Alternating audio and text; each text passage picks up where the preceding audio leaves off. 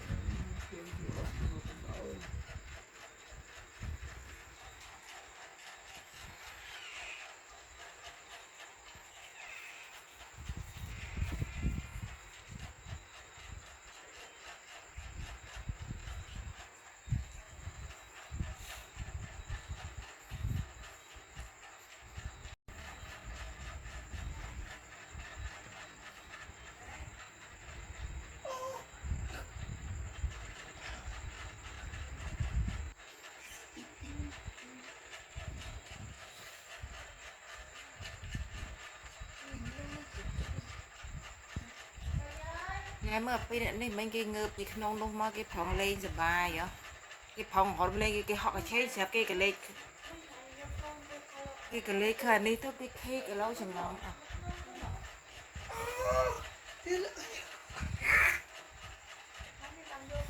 vậy nè bây nè nè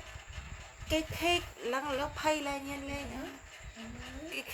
cái đã cái đằng ấy đây cái hả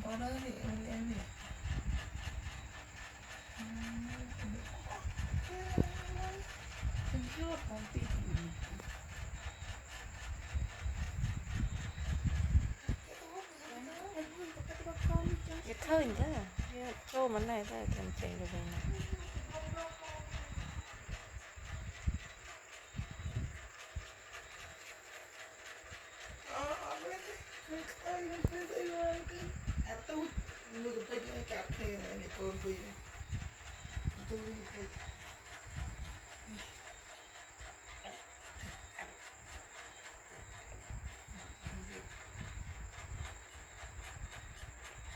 biết tôi nó hiểu lại ảnh này về xa khích nè